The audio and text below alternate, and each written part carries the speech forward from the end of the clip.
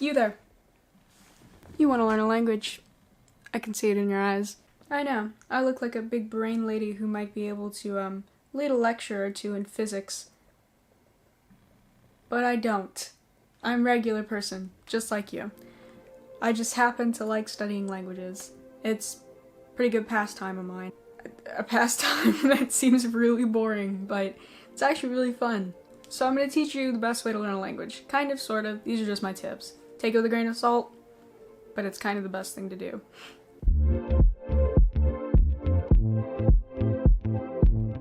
It's not hard. Well, okay, let me say this. It's just like honing in on any other skill. It's just like practicing any other sport. It's whatever you put in, you get out. And I think that that's why a lot of people tend to say, oh, I don't have the mind, I don't have the time to learn a language. You do. I mean, maybe not the time, but you do have the mind to learn a language. Remember one time specifically, I told my swim coach that I was going to study foreign language in college, and I was telling her that I knew how to speak Japanese and that I was learning Russian. She had said to me, I don't know how people do that. I don't have the mind for it. But she did. She had the mind for it. She was obviously a very, very motivated woman. But in fact, she could do it. She could put her mind to it and she could really learn a language. I think that's what a lot of people say when they want to learn a language, but they just don't, you know? They say, oh, I don't have the mind for it, or oh, I'm not smart enough. But in fact, they are. They're very smart. It takes a lot of putting work in and getting results. It's a lot like any other skill, any other career. Whatever you put in, you get out. I'm going to teach you how to start learning a language because I feel like that's often where people get the most lost. I've been studying languages for 7 years now, and I feel like I have a pretty good idea of what works for me, and I've made a list here, so let's get to it. I remember when I was studying for the AP Japanese exam, I often took out my phone and I opened up Anki or another SRS application, and I just sat there and I studied. Every free time I got, on the bus to school, on the bus back home, in class, and I had a free moment, I was sitting there, I was studying kanji, and I was getting words in. And I noticed that I could read pretty well. I was reading kanji pretty well, and I was learning a lot. Even though it felt like at the time I felt stupid, I learned a lot in those little moments. It's really those small increments of time that just add up. Taking 15 minutes out of your day to do a little lesson, or just overviewing a grammar point, or just studying vocabulary, it really does help your language learning, and it makes sure that you're learning something new every day about your language. Using lots of different native resources in that language is something that can not only enhance your language learning, but it motivates you to learn that language. Have those resources. Those resources really, you really learn how the language sounds, and you really pick up words. You'll hear a word multiple times, and you'll want to look it up.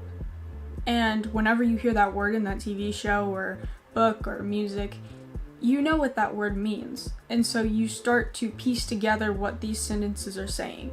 Sitting down and studying a language can get a lot done. A lot of people, whenever they do study a language, or they just sit down and they go through a lesson, or they try to go through a textbook or a chapter or practice, I feel like people often get onto these kinds of videos and they never actually study the language. And they say, oh, me studying and sitting down is not going to help me. These language videos are going to help me. No, sitting down, studying a grammar point is going to help you. It's just a feeling that I had when I was studying, and it's a more recent feeling. I don't know if anybody else has this feeling. It's really easy to get stuck in a hole where you're like, this chapter is not going to help me. I'm not going to understand. No, you're gonna understand. It may seem hard at first, but it does help, I promise. Sticking to one course at a time, it just helps you with all the basics. You're going to learn straightforward, and you're going to improve. You're going to see improvement. Hopping around from textbook to textbook is going to feel like you're not getting anywhere. It's the same content essentially. It's like this. If you were to use this textbook and then hop over to this textbook and then use this textbook again and then use another online source course or whatever, you're going to feel stuck. You're not going to learn anything new. Now, what I would recommend if you really want to grasp the basics, I recommend you go through one textbook first, and then you go through another textbook. Both of these, they're both for beginner Korean. So I'm not gonna hop between both of these books. You're not gonna learn anything new between these textbooks. You may learn a bit more in this one than this one, or you may learn a bit more in this one than this one, but it's not going to change the basics of the language. So just stick to one resource and you will be fine. Another point I guess I should add on is that people tend to think you don't need a course to learn a language. It's highly recommended that you use a course. It's more effective than going out and watching TV and just looking up words. You learn words in chunks and you learn how to place them. It's a whole thing, and it's just a lot easier to use a course rather than just pick up the language. I promise. I've done this with Spanish and it's a lot easier. I do learn Spanish passively. I do talk to people. However, my Spanish is quite bare minimum. I wouldn't even say that I speak Spanish. I understand things and I look things up, and it's a lot slower than using a course. That's just my life experience, and maybe you could take something from that. Having someone to study with is really nice. I took Japanese in high school for 4 years, and I've met really great friends there, and I found that we study together and we talk together and we help each other understand Japanese. Granted, we did have native speakers in the class, and I did get use out of that, but sometimes you just need someone else to explain it to you. You just need someone to give you an example, someone other than a native or a teacher. Sometimes it just sticks a little bit more when a friend or a study partner gives it to you straight, you know what I mean? In that Japanese class, and it was basically just self-study, but we would often talk to each other in Japanese. It's really inspiring to see people that you study with and how much they're progressing. It does add a sense of motivation, and fully recommend finding someone who wants to study the same language as you. And then they can help you find resources that you want, you know? Find dictionaries, find books, find shows that you may like. Friends be out there like that, they really do. So there comes a point when you're learning a language that you need to decide whether you want to keep on self-studying or if you want to take a class. And I would even divide those classes up into, you know, taking a class on your own and then taking a class for an academic grade. Because I feel like taking classes for an academic grade really does hinder performance. But this is just me. Taking Japanese 1, 2, 3, and AP, I felt like within 1 and 2, I was so far ahead that I didn't care. I didn't care about the class, and my grades slipped because of it. And it was really easy work, but instead I wanted to do something else with Japanese. I didn't want to sit there and do hiragana and katakana worksheets, you know? I wanted to read Easy Noon. Find a class that is your level. If you're taking it for an academic grade, find it for your level. If you're spending money on classes, find it for your level. There's just no reason to be taking a class that is not your level.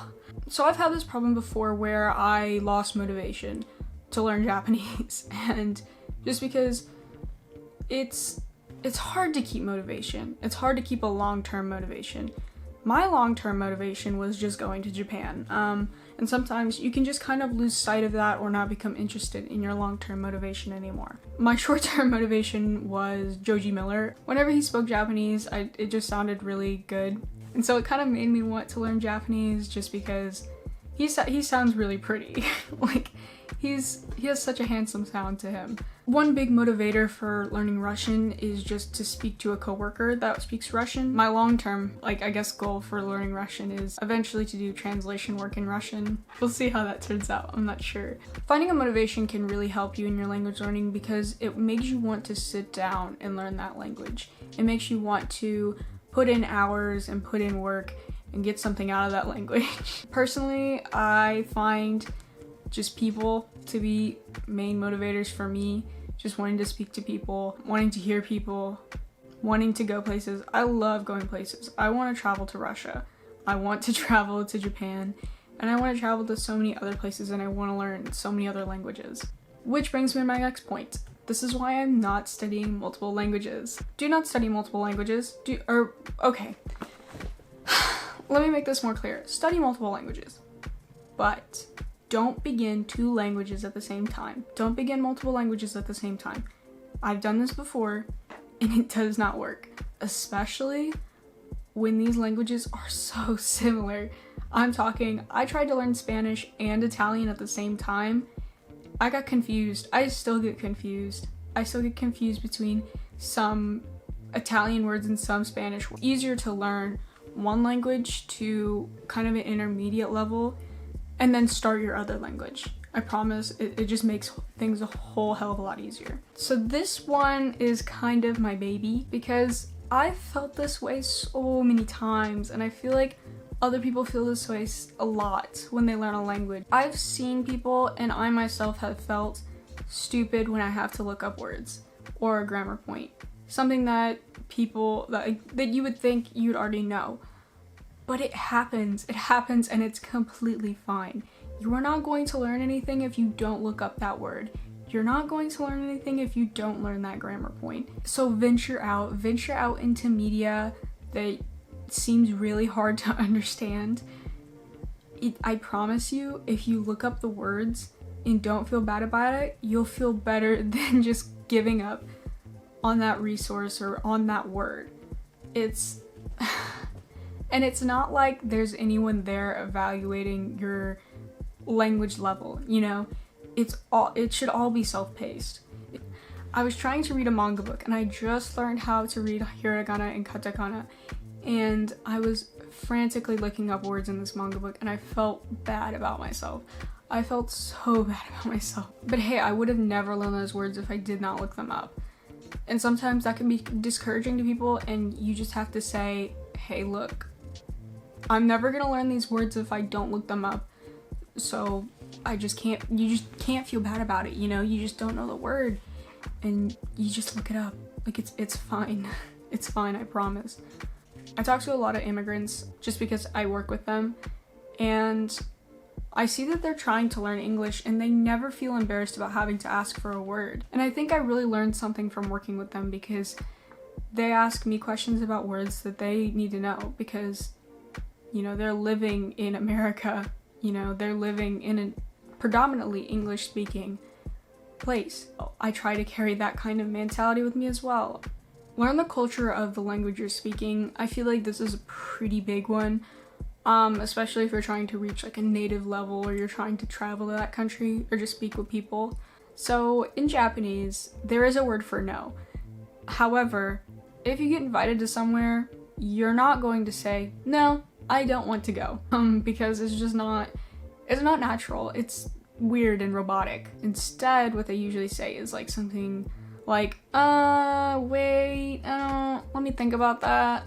They're not direct about it, and it can be annoying, but it's just the way that their culture is, and you sound a lot more natural when you learn language's culture, you know what I mean?